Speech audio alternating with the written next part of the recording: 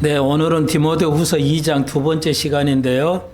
네, 2장 앞부분에서 13절까지 해서 다 하지는 못했습니다. 다 하지 못하고 지나가기도 하는데요. 그래서 앞뒤로 왔다 갔다 한다니까 여러분이 조금 주의를 하셔서 들으시면 좋을 것 같으시고요. 무한 반복을 하시면 누구나 다 이해할 수가 있습니다. 손목사 설교가 어려우면 안 됩니다. 네, 어려워도 이해할 수 있어야 됩니다. 아이들이 쉬운 방법을 찾아서 초등학교, 중학교까지는 쉬워도 되지만 고등학교 이상은 모든 걸 쉽게 배우려면 망가집니다. 어려운 걸 어려운 것대로 터득을 하려고 해야지. 천재가 쉽게 문제를 푼다고 그래서 나도 그걸 쉽게 배워보겠다 한다는 건 매우 위험한 일입니다. 어려운 건 어려운 것으로 극복을 해야 됩니다. 많은 학생들이 쉽게 누군가 가르쳐주면 거기를 쫓아가는데 좋을 것 같은데 굉장히 위험한 것입니다. 그러니까 그 천재는 그 어려운 문제를 쉽게 풀 수 있지만 우리 같이 보통 사람은 그 문제를 어려운 문제를 쉽게 풀 수 없습니다. 그 문제를 쉽게 풀었다 하더라도 다른 문제는 또 어렵기 때문에 아무 효과가 없습니다. 이제 그런 걸 이해를 해야 되는데, 여러분, 목사가 설교가 쉬운 거 찾아다니는 것도 좋을 일이지만, 거기는 항상 위험이 도살입니다. 그래서 진짜 어려운 건 어려운 것대로 또 이해하려고 해야지, 어려운 것을 어떤 쉬운 방법으로 해결하려는 것은 굉장히 위험한 것이라는 것이 그 말씀을 좀 드리고 싶고요. 그래서 이건 우리 모두가 알아야 할, 목사만 알아야 할 것이 아니고 우리 모두가 알아야 할 것이라는 걸 늘 여러분께 아실 겁니다.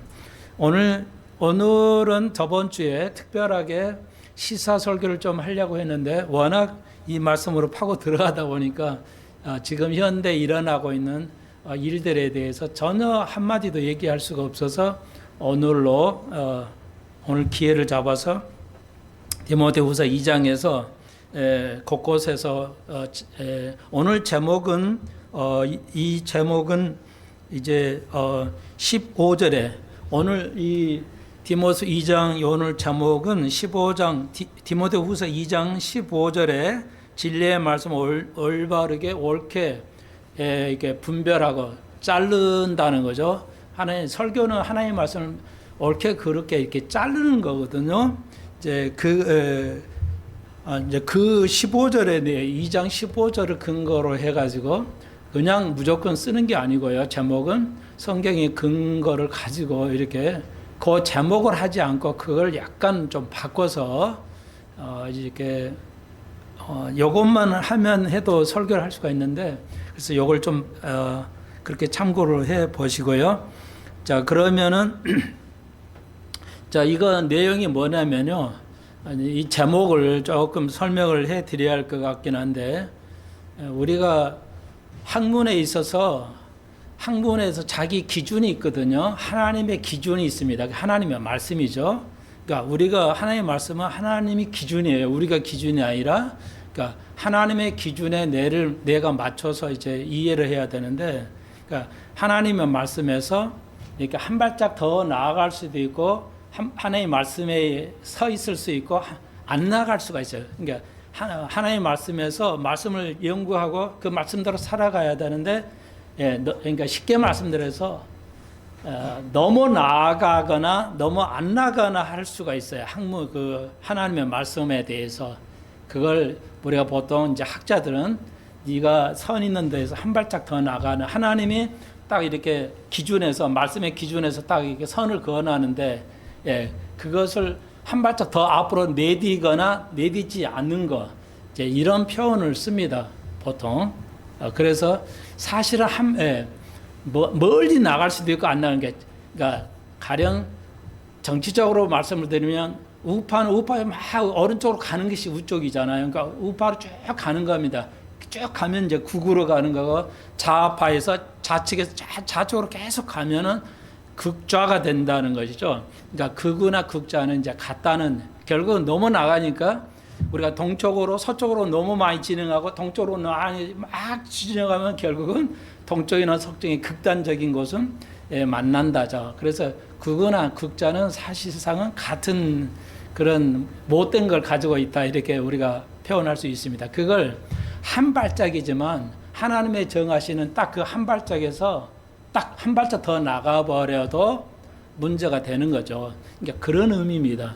그러니까 하나님의 말씀이 우리가 말씀을 기존에서 가지고 있는데 그거 한 발짝 더 나가거나 더 안 나가는 경우 그럴 때는 그런 교회를 나가면은 이제 구원을 못 받을 수 있고요. 치명적인 문제가 믿음을 잃어버릴 수 있다는 겁니다. 그러니까 잘못된 교회를 다니게 됩니다. 그러니까 사람은 많이 모이고 십자가 달고 뭐 그런 게 중요하지 않고요. 말씀을 가지고 순수하게 말할 때, 그러니까 자기가 내가 나가는 교회가 올바른 교회인지 말씀에 서 있는 교회인지 그렇지 않으면 한 발짝 나간 건지 안 나가는지 거의 몰라요. 아무리 설명해도 모릅니다. 그러니까 할 수 없죠. 그러나 듣든지 안 듣든지 가르치라고 했기 때문에 성경에서, 그래서 제가 좀 그래도 방향은 잡아줘야 되지 않냐 해서 오늘 제목을 좀 과감하게 당분간 좀 써보려고 합니다. 시대가 그러니까요. 지금 시대가 너무 악해서 제가 좀 센 말로 이렇게 말씀을 드린다는 거 좀 이해하지 않나 버려요. 자, 그러면 그거에 대한 약간의 하나를 또 다르게 표현드리면, 우리가 성경에서 기준이 뭐예요? 하나님의 말씀인데 그 속에 보면은 율법주의가 있고 무율법주의가 있죠. 네, 율법주의가 있고 무율법주의가 있어요. 구태여 표현하자면 한 발짝 더 나아가는 쪽이 무율법주의고 나가지 않는 쪽이 율법주의라고 할 수 있어요. 그게 반대로 해도 큰 문제가 되진 않아요. 성경에서 이제 율법주의라는 게 있고 무율법주의가 있어요. 그러면 율법주의는 뭐냐? 이 두 가지가 다 있어야 같은 교회 내에도. 그러니까 한국 교인들이 거의 99%는 교인들이, 목사도 해당되지만 목사님이나 교인들이 내가 나가는 교회, 소속되는 교회가 율법주의인지 무율법주의인지 또 그렇지 않으면 어떤 거 있는지를 이해를 못해요. 목사도 모른다고, 본인 자신도 모른다고요. 그래서 디모데후서 2장 18절에서 진리에 관한 저희가 그릇되었다다, 틀렸다는 거죠. 잘못되었다. 진리에 관하여 저희들이 잘못되었다. 이때 이 잘못되었다는 말이, 원어로 보면 이제 원어로 와서 이렇게 보면은 그 명령에다가 하마르티아란 말인데 죄를 범했다는 거죠. 그릇되었다는 죄를 범했다는데, 죄를 범했다는 말에 헬라어는 하마르티아는데, 이거 화살을 관역에 쏴가지고 맞춰야 되는데 못 맞췄다는 거예요. 그러니까 이 우리가 교회들이, 목사가 하나님의 말씀으로 설교를 하고 살게 해야 되는데 관역을 못 맞췄다는 의미는 의도하지 않아요. 그러니까 내가 일부러 죄를 짓는다는 의미가 아니에요. 내가 옳다고 생각하면서 설교를 하는 그 내용이 옳지, 하나님의 말씀에 그 못 맞췄다는 거예요. 하나님의 기준. 그러니까 그 표대에다가 관역을, 그 하나님의 말씀이에요. 그 관역에 맞춰야 되는데 의도하지 않지만 내가 일부러 나쁜 마음을 품지 않고도 이게 하나님의 말씀 생각하고 쌌는데 그게 빗나갔다. 하나님의 말씀에서 나가는 게 심각한 거죠. 그러니까 의도를 하지 않으니까 이게 옳은지 그른지를 몰라요. 교인들이, 목사도 모르는데 교인이 알 턱이 없어요. 절대 모릅니다. 이게 심각하죠. 그럼에도 하나님께서는 책임을 부여하셨어요. 네가 올바른 목자가 아닌 가짜 선지자의 그 교회에 나가서 구원을 잃은 거에 대해서 책임을 부여하신다고요. 책임을 물으신다는 거예요. 그게 나도 지금 굉장히 심각해요. 그래서 계속 지금 시대가 악하니까 강조를 해드립니다.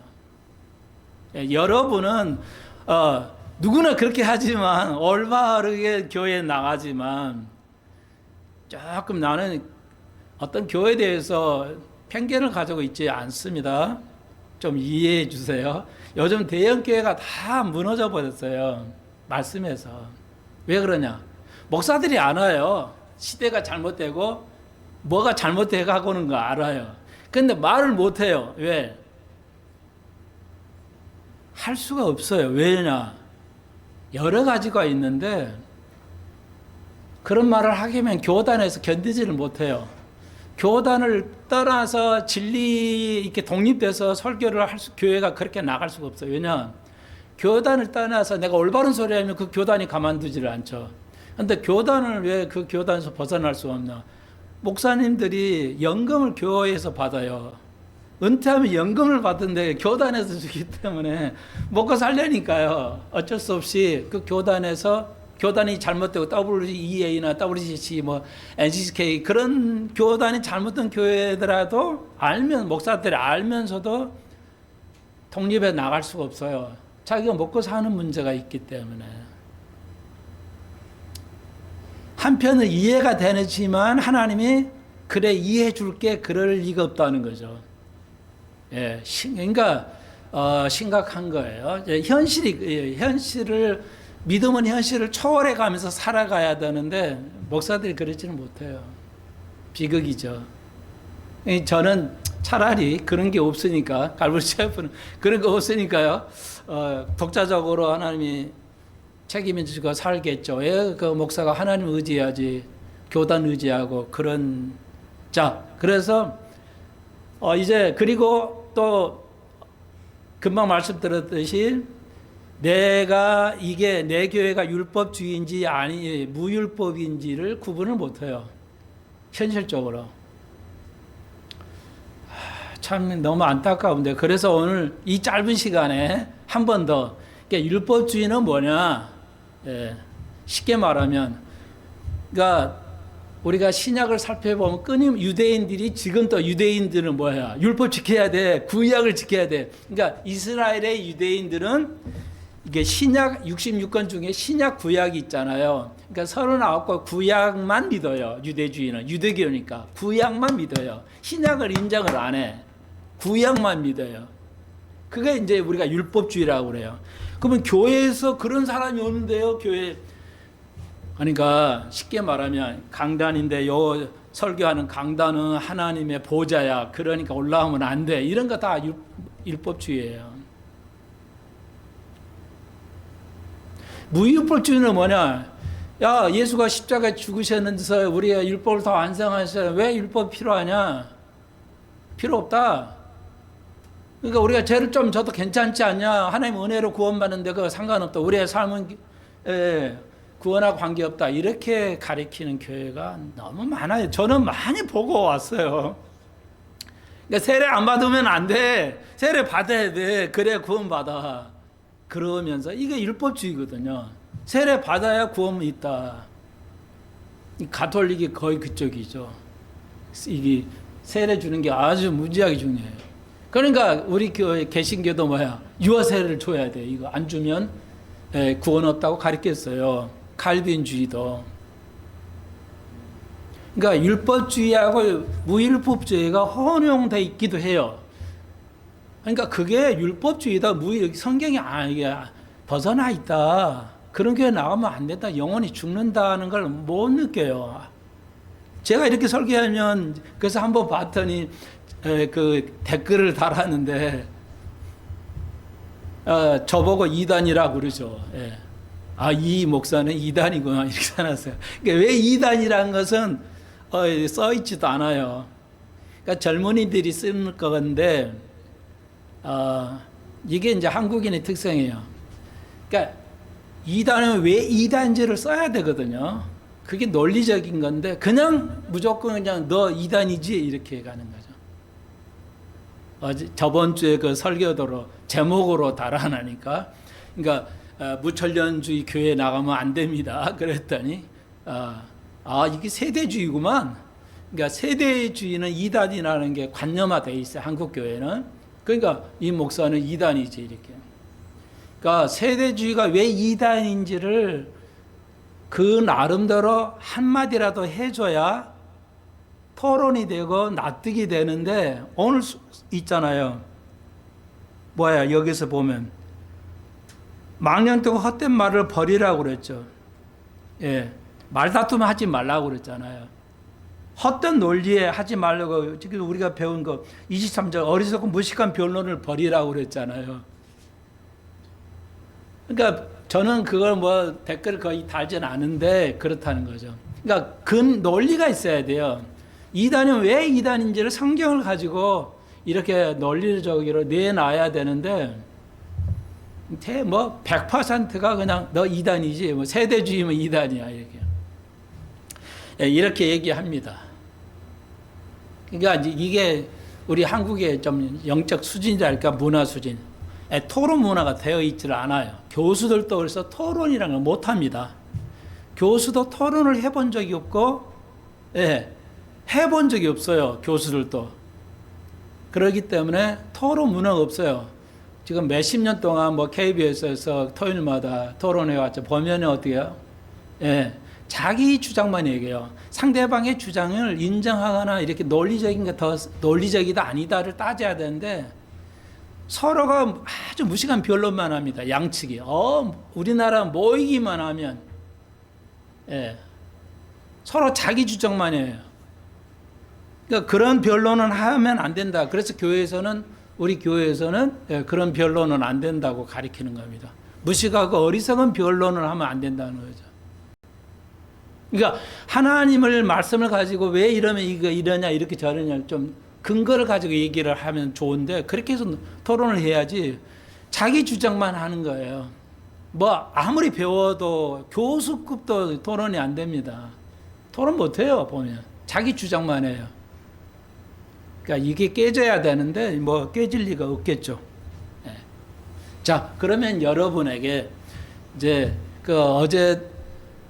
그래서 저번 주에 설교 중에 이제 그런 얘기를 들었어요. 상당한 조회가 있는 댓글 다신 분이 한 분이 있더라고요. 많지는 않은데 아무튼 그래서 500여 명이 넘게 이제 설교를 들어서 감사하고, 근데 한두 번이 이제 댓글을 달았는데 그 한 분 중에 이제 세대주의는 예수 그리스도를 약화시킨다는 거. 예, 그걸 얘기했어요. 뭔가를 상당히 아는 거고 들었던 것 같아요. 그분은 목사일 수도 있고. 예. 세대주의의 문제는 뭐냐? 예수 그리스도의 십자가를 약화시킨다는 거. 이게 그들의 관념이에요. 예, 공격하는 사람들. 오늘 이거 하나를 알려드리고 계속 좀 나가려고 그래요. 여러분이 꼭 알고 계셔야 돼요. 세대주의는 하나님의 말씀, 예수 그리스도의 십자가를 약화시키는 것인가, 그 십자가의 공로를 약화시키는 것인가, 네, 그거예요. 자, 그런데 여기 보시면 하나님의 세대 혹은 경륜이라고 그랬어요. 세대란 말이 성경에 있는 겁니다. 세대주의, 그러니까 손 목사는 구태여 말하면 어떤 주인이 아닌데 이야기하기 쉽게 해서 갈볼 채플은 세대주의 입장이에요. 맞아요. 갈볼 채플이 어떤 세대주의를 얘기하지 않지만 그쪽에 있어요. 예, 분명히 그쪽에 분리에 속할 수 있어요. 그래서 우리는 성경적 세대주의라고, 저는 이해하기 쉽게 해서 성경적 세대주의예요. 자, 보십시오. 그래서 세대라 하고 그걸 경륜이라고 해요. 하나님의 경륜. 그래서 영어는 이카노미라고 그러죠. 그 경제. 다른 말로 또 경제라고 돼요. 경제를 영어로 이카노미라고 하는데, 그러니까 이거 성경에서 나오는 용어예요. 하나님께서 시대에 따라서 경영하시는 거, 운행하시는 그 섭리라고도 할 수 있죠. 그러니까 그게 다르다는 거예요. 그래서 이걸 제가 8가지로, 뭐 7가지로 해도 되고, 편의상이에요. 좀 차이는 있지만, 그러니까 이렇게 해서 오늘 이걸 다 설명하면 시간이 또 너무 많이 가버리니까 그냥 간단하게는 얘기를 하겠지만요. 그래서 이걸 하나님의 세대, 하나님께서 운영하시는 거. 예. 경제는 돈이 아니에요. 경제는 운영이라는 거예요. 어떻게 그분이 시대를 이끌어가냐, 그런 의미예요. 정확한 의미는 그래서 제가 제는 편의상 이렇게 8개로 시대를 나눴어요. 그래서 세대를 8개로 나눠서 하나님이 운영해 오셨어요. 자, 하나님은 우리가 미래를 알기를 원하십니다. 전보라는 얘기가 아니고 하나님 우리의 미래를 알기를 원하셔요. 알려준 것만. 그러니까 오늘 지금 시사 설교를 이거 하려고 지금 하는데 이 배경이 없으면 예언 설교해도 이해가 안 되고 여러분이 거부할 수도 있고 이해도 안 되고 또 하기 때문에 이렇게 밑밥을 많이 깔아야 할 수밖에 없습니다. 예, 그럴 수밖에 없어요. 단지 세상이 돌아가는 정치 얘기하는 게 아니고 하나님의 말씀에 비춰서 하나님의 말씀의 현실을 바라보는 시각을 드리려고 하다 보니까 이제 여기까지 왔는데, 자, 그럼 두 가지만 하시면 돼요. 그러니까 세대주의를 했던 분이 이제 만들어서 시작하신 분이 이제 다비라는 영국의 스콜틀랜드죠, 정확하게. 네, 영국이 아니고 그러니까 붙어 있는 스코틀랜드 아마 변호사였어요. 굉장히 변호사인데 똑똑하신 분인데, 그분이 이제 그분에 의해서 다비라는 분에 의해서 이제 세대주의라는 용어가 시작했어요. 그러니까 그분은 7가지로 하나님의 세대를 나눴어요. 예, 약간 차이가 있습니다만 거의 비슷하게 이런 형태예요. 이제 그런데 자 보십시오. 다비에 의해서 세대주의가 시작했어요. 그러니까 세대주의 제2단이야 이런 사람들은 다 다비의 세대론자니까 그걸 향해서 말하는 거예요. 근데 세대주의는 너무 다양하기 때문에 다비를 하나 가지고 얘기하면 안 돼요. 그 주류도 아니에요. 예. 그러니까 세대주의가 어떻게 다양한지를 몰라요. 뭐 거의 모릅니다. 저도 몰랐어요. 가브리엘 체포로 와서 공부하면서 그러니까 미국 텍사스 달라스 시에 있는 달라스 신학대학교, 그분이 이제 세대주의 신학대학으로 유명하죠. 아주 세계에서 최고로 가장 성경 주석의 가장 훌륭한 신학대학으로 알려져요. 달라스 신학대학이. 저희하고 거의 같습니다. 제가 가리키는 내용이 다 이렇게 세대주의예요. 세대주의. 그러니까 성경적 세대주의자입니다. 그러면 이제 미국에 뭐 이런 대학도 있고 혹은 뭐 바이올라 대학 이런 데는 다 세대주의 신학교예요. 참 좋은 대학교인데요.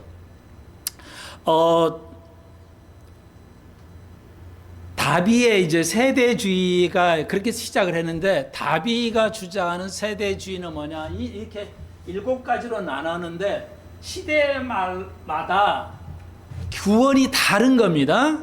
시대마다 구원이 다르다고 주장을 했어요. 이 다비가.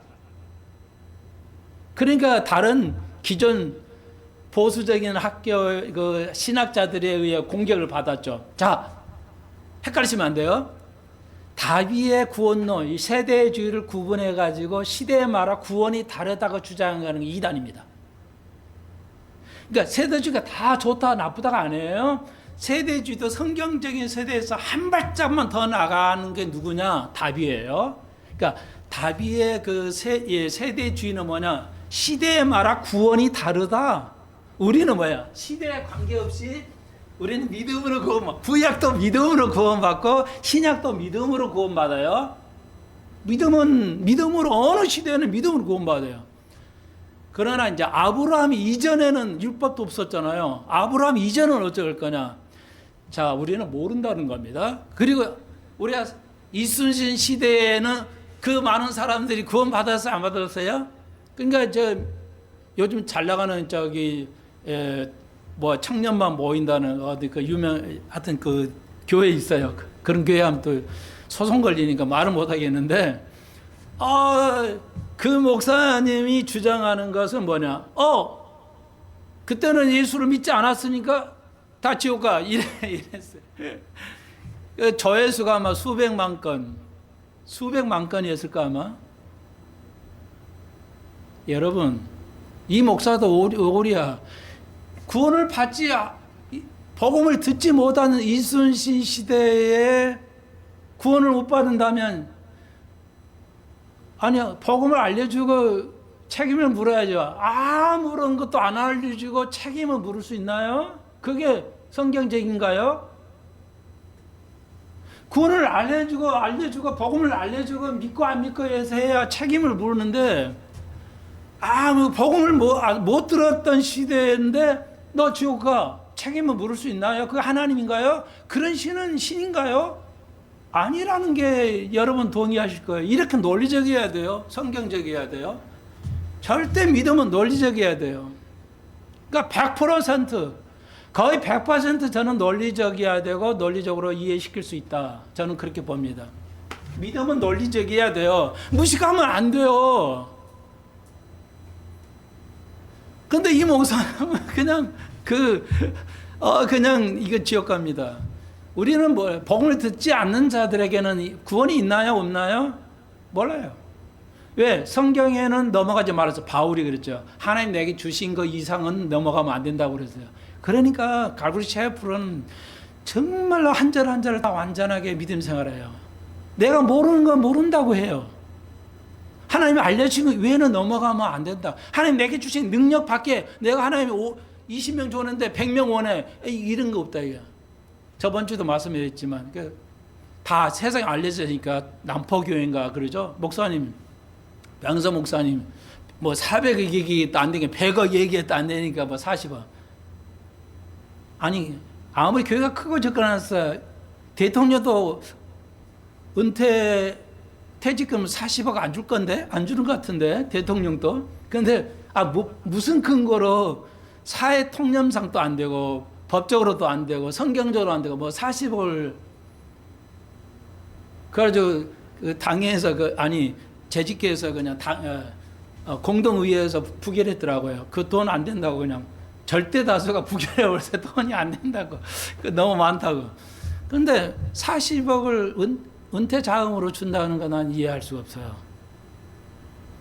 미국 목사들이 들으면 깜짝 놀랄 거 한국 교회 이렇게 부자냐고? 그런 시대가 이 한국 시대야 지금 한국 교회가. 자, 잘 들으셔야 돼요. 아주 너무 중요한 겁니다. 여러분 영원히 사냐 죽냐의 문제예요. 다시 한번. 그러니까 다비의 이 세대 구분은 시대에 말아 구원이 다르다고 주장하는 것은 이단이에요. 그래서 세대주의가 공격을 받는 거예요. 그런데 저희는 이렇게 똑같아.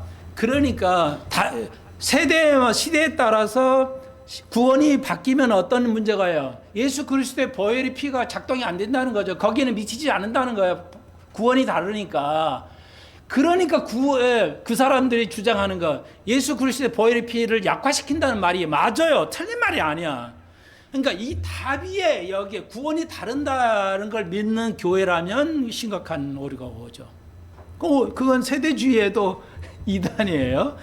2단이고 3단이고는 장로교도 뭐든 상관없어요. 하나님 말씀에 벌써 한 발짝 더 나가거나 한 발짝 안 나가면 2단이에요.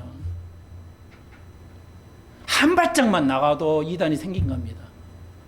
그러니까 66권 중에 한 구절만 빼도 2단이 돼요. 한 번은 더 섞어도 2단입니다. 그러니까 성경 있는 것만 가르쳐야지 성경에 없는 것까지 막 이렇게 설교를 하죠. 그러면 있는지 없는지 성경을 모르니까 교인들은 아멘 하죠.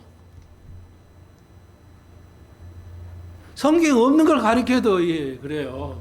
저희 아버님이 여기 올라오면 안 돼. 저는 그런 목사도 봤어요. 제가 처음 목회 어디 지휘자 생활을 할 때요. 그 목사님이 교단 올라오면 죽을 수도 있습니다. 여기 올라오면 죽을 수도 있대요. 그건 성결교회 목사였는데요. 굉장히 똑똑한 목사님이었어요. 예, 그거 본인이 이단이란 그러니까 율법주의자라는 거 몰라요.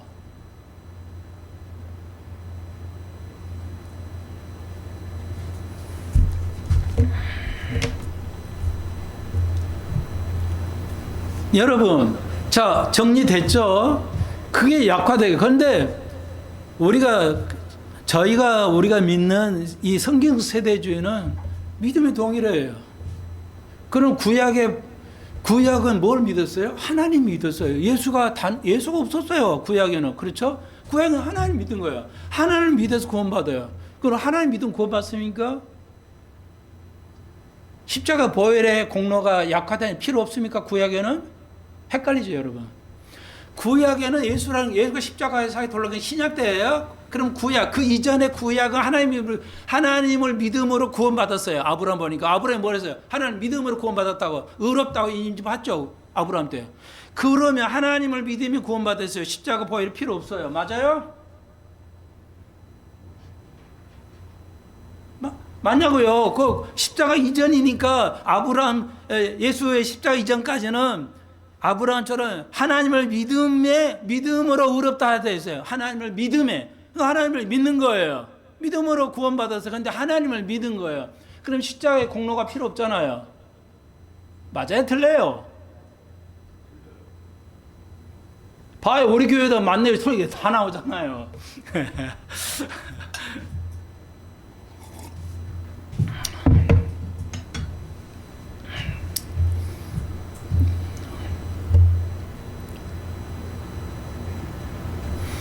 여러분, 제가 왜 질문하냐면, 여러분이 이제 분명하게 이 정도, 이 구원이라는데도 이렇게 헷갈려.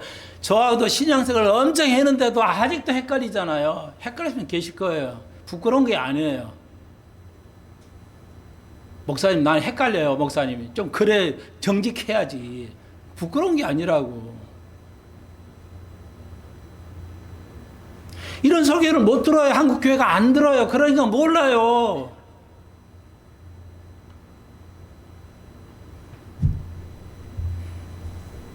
여러분,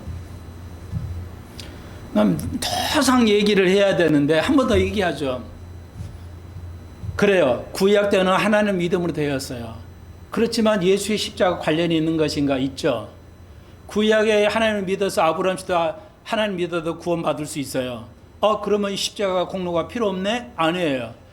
믿는데 믿음으로, 어느 시대나 믿음으로 구원받는 거 우리가 이제 알았어요. 그리고 구약은 십자가 이전의 사건이기 때문에 하나님을 믿었어요. 그러니까 믿음의 내용이 달라져요. 믿음이라는 것 같지만 믿음의 내용이 달라진다는 거 맞습니다. 그러니까 그런데 십자가의 공로 없이 우리가 모두가 죄인인데 십자가 공로로 없이 구약 때도 구원받을 받을 수 있습니다. 못 받을 수 있고. 자, 그럼 뭐냐 이 정의예요. 구약 때 예수를 하나님을 고백해서 믿기로. 그런데 이거 아직 효과가 없어요. 그러니까 이분이 죽으면 뭐 들어가요? 천국으로 안 가고, 우리가 알다시피 아브라함의 품, 낙원으로 가는 거죠. 아직 완전한 구원체가 되지 않아요. 왜? 그리스도의 십자가로 보혈을 라만이 가능하니까요. 그러니까 십자가의 고난을 받아 십자가를 졌으면은 구약이 믿었던 그 사람들 십자가의 공로를 인정을 받게 돼요. 자, 이걸 잘 이해하셔야 돼요. 구약 사람들이 하나님 믿어서 구원받는 게 아니고, 미리 그 구원받은 것이 십자가로 믿은 것으로 대체가 되는 거예요.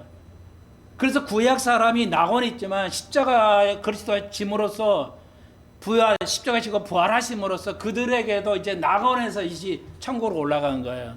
그리고 신약 사람들은 예수의 공로로. 그러니까 예수의 공로는 만세전부터 효력이 있는 거예요. 예수의 십자가는 이후에만 효력이 있는 게 아니라 과거, 현재, 미래까지 그리스도의 십자가가 필요한 거예요. 그래서 제가 말한 성경전 이 세대주의는 그리스도의 십자가 최고로 놓는 거지 그 십자가를 약화시키지 않습니다. 절대. 이건 완벽한 이론이야. 우리가 믿는 예수 그리스도는, 기독교는 그리스도 십자가예요. 그리스도 십자가가 중심이에요.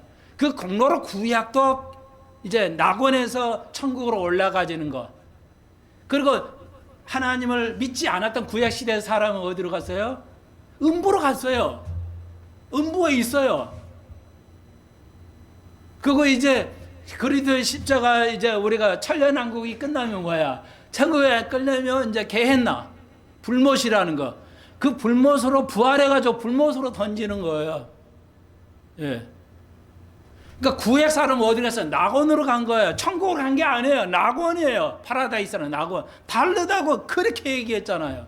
그러니까 예수님께서 십자가에서 오른쪽 제수 보고요. 내가 오늘 낙원에 있으래. 너와 내가 오늘 낙원에 그 아래 낙원이에요. 천국과 낙원은 다르죠. 이게 우리가 완전하게 이해하고 있어야 돼요. 그래서 믿음이라는 건 동일하구나. 그럼 믿음의 내용이 달라요. 믿음의 방법은 다르다고요. 그러니까 믿음의 내용이 달라요. 믿음으로 구원받은 신약 구약. 그러니까 예수의 십자가를 공로를 우리가 굉장히 가장 높게 치고 성경을 흩어지지 않고 완벽하게 하고 구약도 신약도 우리가 믿음으로. 그렇죠. 믿음의 내용이 달라요. 구약은 믿음이 뭐예요? 하나님을 믿는 거예요. 신약은 예수 그리스도를 믿는 거예요. 그리고 신약과 구약이 듣지 않은 사람은 어떻게 할 거냐? 복음을 들어보지 못한 사람은 책임감을 줄 수가 없으니까 모른다 이거야. 모르면 모른다고 하면 돼요. 그리고 하나님이 의롭기 때문에 공의롭게 판단하시겠죠. 예. 그런데 자기 멋대로 그냥 잠자는 상태로 영원히 간다. 영면. 우리가 영면에 들어갔다. 영원하게 잠자는 걸로 영원히 간다. 그런 거 없어요. 다 틀린 말이에요. 세상 사람에서 이제 영면에 들어갔다 하면 이제 영원히 자니까 깨져. 예, 그런 거 없다고요. 이렇게 간단한 것도 헷갈리죠. 우리가 이걸 가지고 있어야 문제가 생기지 않아요. 믿음이 탄탄해지는 겁니다. 이런 거 모르고 하다 보면 그냥 목사님이 하라는 대로 해야지 죽어야 결국은 구원을 못 받고 죽을 수 있어요. 그래서 이게 생명수예요. 하나님의 말씀이. 논리가 맞잖아요. 가장 믿음이 맞죠? 자,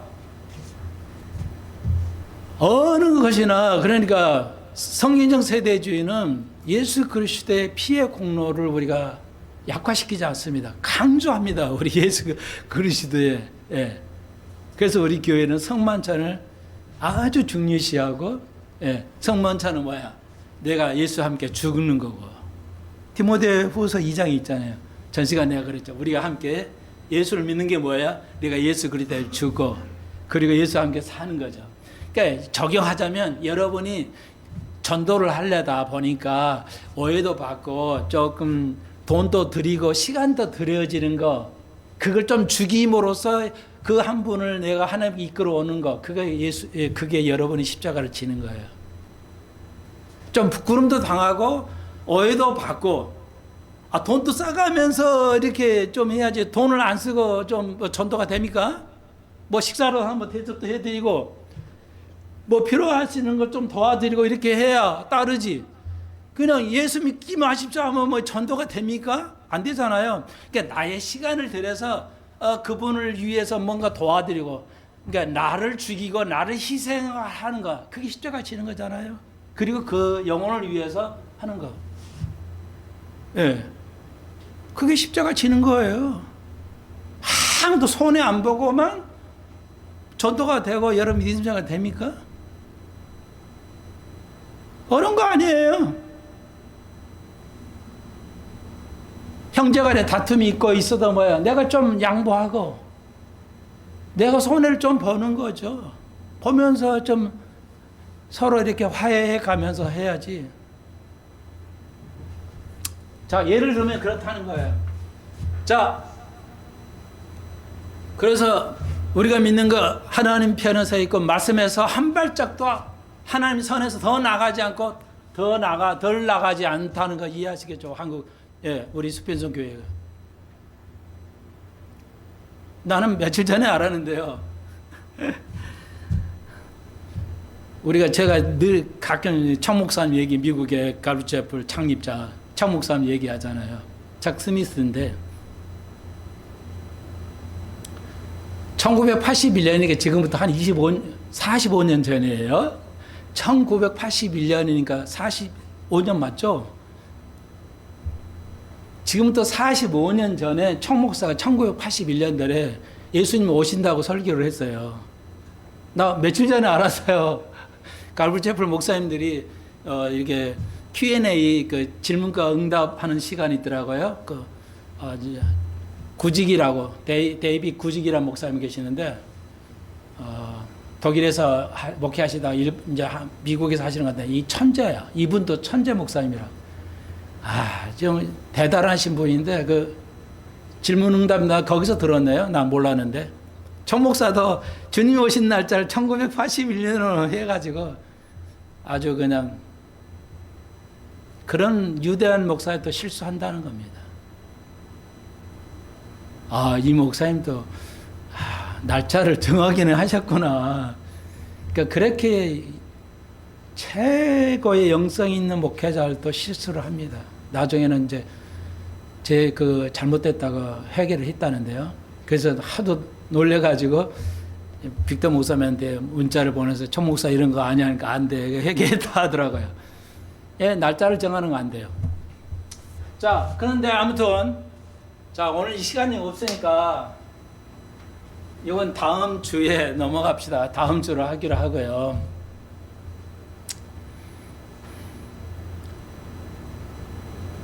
지금 이제 이렇게 볼 때 우리가 알죠? 에스겔 38장, 39장에서는 이제 여러 러시아하고 아랍하고 이렇게 해서 이스라엘을 쳐들어오는 것이 이제죠. 우리가 왜 건시돼요? 그 러시아 38장에 이란이 지금 이스라엘 치려고 하고 있잖아요. 근데 지금 시대가 그러잖아요. 근데 우리가 에스겔 38장에서는 간단해요.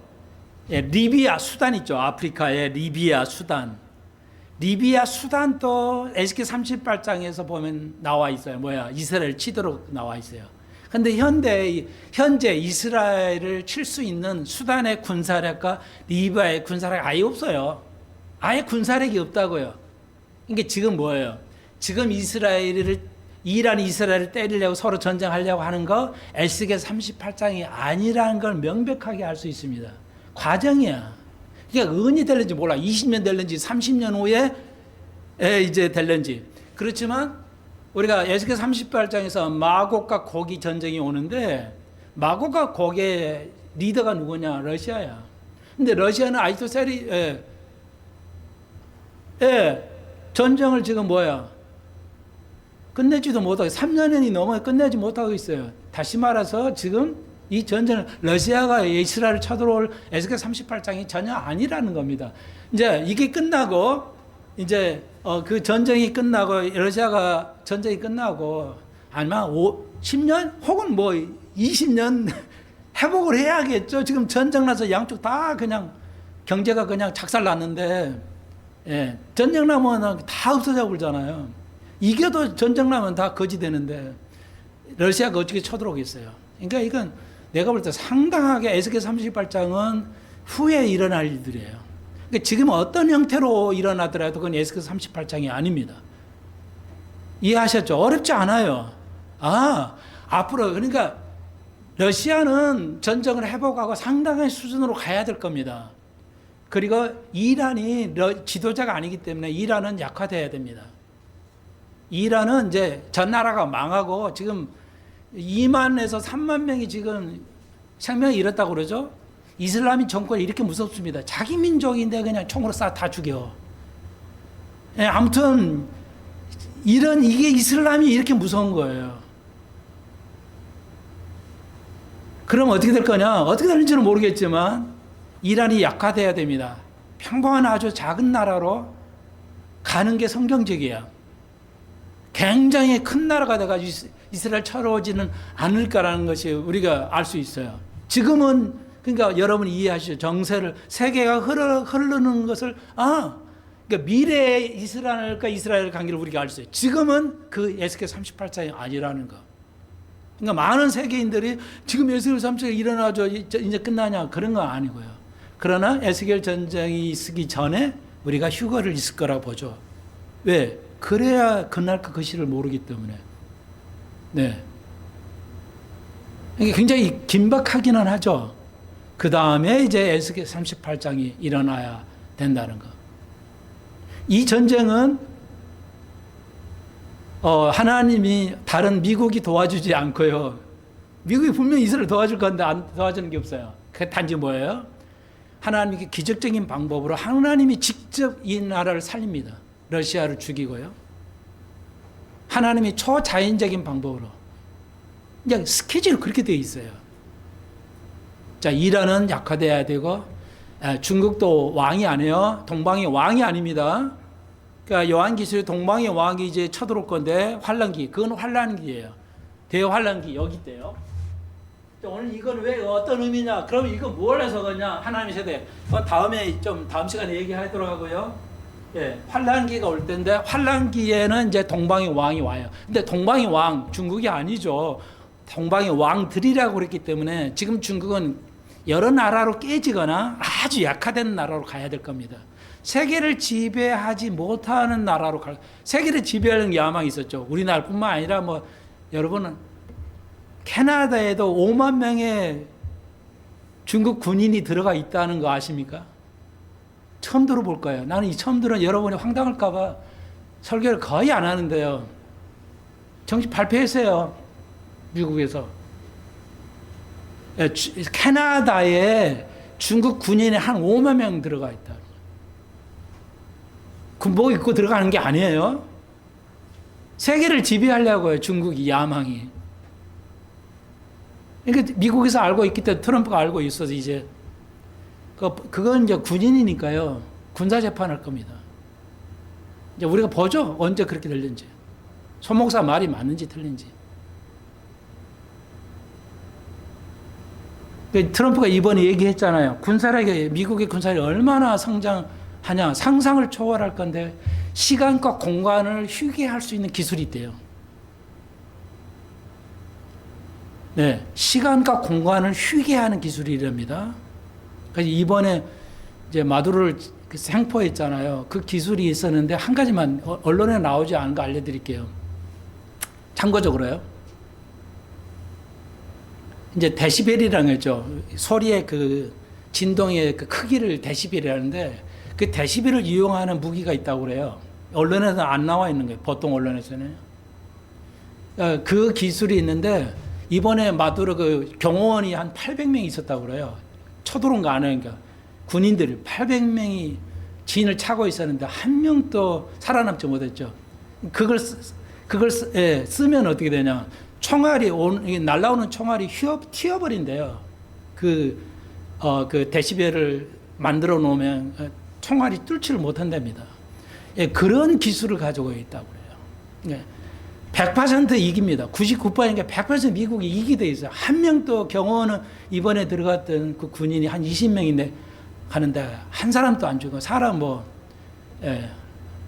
그리고 이제 특수한 이제 무기가 있어가지고 눈과 귀를 멀게 해버린대요. 예. 아무도 쓰지 총을 안 쓰고 귀와 눈을 멀게 해버려서 인체가 그냥 작동이 안 되게. 그렇게 하니까 이제 그 군인들 800명이 뭐 알려지는 800명이 이제 사망을 했는데요. 여러분 그런 강국인데 예수기 38장에서 미국이 도와주지 않습니다. 이스라엘. 그러니까 어떻게 변화될지 몰라요. 상황이 그렇습니다. 일단 지금은 이제 그 정도면 오늘 시간 다 갔기 때문에 이제 기회가 되면 그리고 이제 시대가 엄청 발전하죠. 지금 시계가. 그래서 여러분 한 가지만 더 참고적으로요. 그래서 앨런 머스크가 말했죠. 앞으로 5년 안에 5년쯤에 전후에서 이제 이게 엄청난 그 AI가 한데요. 슈퍼 AI가 있어요. 우리가 알려져 있지 않은데요. 그냥 AI 말로 슈퍼 AI가 있습니다. 이제 그것이 되는데, 네, 그것 되면은 앞으로 그 외과 수술은 의사들이 필요 없답니다. 직접 얘기했죠. 머스크가 의대 가지 말라고 다 거지된다고. 이제 그 슈퍼 AI 로봇가 수술합니다. 외과 수술해요. 예, 완벽하게. 근데 미국에서 한 해에 의사들이 그 처방을 잘못 내려가지고 30만 명이 해마다 죽는답니다. 예, 우리가 전혀 모르는 사실인데요. 한국은 어떻게 했어요? 미국의 의사들이 처방을 냈는데 잘못된 처방으로 30만 명이 죽는데요. 그러니까 이거 해결해야 된답니다. 그러니까 AI가 할까라는 겁니다. 예. 그리고 이제 좋은 시대가 온답니다. 전 세계 모두가 다 부자가 되는. 지금은 AI가 발달한 게 인간이 할 게 뭐 있어. 그런데 그런 면도 있는데 이제 전 세계를 먹여 살릴 수 있는 이제 기술이 있답니다.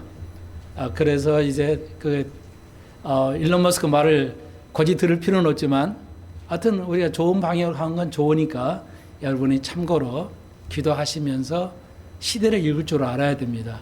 못 읽으면은 우리 모두가 그러니까 비트코인 올 때 1원 2원에서 시작을 했는데 지금 1억 4천인가 지금은 1억 8천까지 갔잖아요. 코인 하나에. 그러니까 아는 사람은 다 사가지고 뭐 말도 안 되는 돈을 가지고 벌었고 모르면 우리는 모르니까 지금도 이제 그거 살려면 지금 뭐 1억 4천 줘야 되니까 뭐 0.1% 사고 뭐 이런 인데 아무튼 여러분 시대를 읽을 줄 알아야 돼요. 상상을 초월하는 시대가 오고 있습니다. 예. 그래서 다시 한번 미국의 지금 그린란드 그게 다 그린랜드가 말이 안 되잖아요. 녹색 땅인데 다 1년 내내 흰 눈으로 덮여있는데 근데 실제 그린랜드가 필요하답니다. 러시아하고 중국이 그걸 가지고 먹으려고 해가지고 그런 의미도 있고요. 우리나라 평택도 달라고 그러죠. 다 이유가 있어요. 스위스도 다 가져가려고 합니다. 미국이. 그러니까 스위스가 좋은 나라로 되지만 굉장히 나쁜 나라예요. 예. 알죠? 스위스 밑으로 지나가는 전철, 아니, 터널을 뚫었죠. 뚫리고 뚫린 식을 했는데요. 남자들이 퇴폐 그런 막이 식을 한 적이 없을 정도입니다. 지금 서구는요, 완전히 마지막 시대입니다. 우리가 이런 거 알아야 돼요. 유럽은 완전히 끝났습니다. 여러분이 이런 거 좀 시각적으로 알고 있어야 돼요. 그래야 지금 어느 시대에 우리가 와 있고 뭘 준비하는지 오늘 좀 급하게 좀 말씀을 드렸는데 그건 참고하시기를 바라고요. 손 목사가 다 옳다가 아니고 여러분에게 좀 생각을 좀 해드리기 위해서 알려드린 거니까 참고하시면 좋겠고요. 하나님의 말씀은 완벽하게 우리가 정확하게 이해하고 있다. 하나님의 진실한, 우리가 완전하지는 않지만 진실한 교회라는 거. 이걸 한 발자국 벗어나고 하나라도 믿지 않으면 우리는 그런 교회 다니면 안 된다. 여러분은 속지 않지만 다른 교인들을 위해서 다시 한번 오늘 설교가 나갔다는 거, 시청자들을 좀 참고해 주셨으면 좋겠습니다. 이건 다음 시간에 간단합니다. 복잡한 게 아니에요. 간단하게. 이건 구원하고 관계없어요. 이건 구원하고 관계없습니다. 하나님의 경륜을 살펴볼 것이에요. 그러니까 그렇게 이해하시면 되겠습니다. 기도드립시다. 주님, 하나님의 경륜을 우리가 살펴보고 있습니다. 오늘의 시대를 바라보고 하나님이 어떻게 해 가시는 것인가를 미래를 알기를 원하시니 우리가 미래를 알려주는 것은 꼭 우리가 알 수 있도록 은총을 더하여 주옵소서. 주님이 갖고 오실 때가 되었으므로 우리가 믿음 안에서 구원 얻을 수 있도록 은총을 더하여 주옵소서. 이 나라 이 민족과 한국교회를 불쌍히 여주시고 다시 새로워지는 어둠에서 눈을 뜰 수 있는 한국교회가 되게 해 주옵소서. 예수님의 이름으로 기도합니다. 아멘.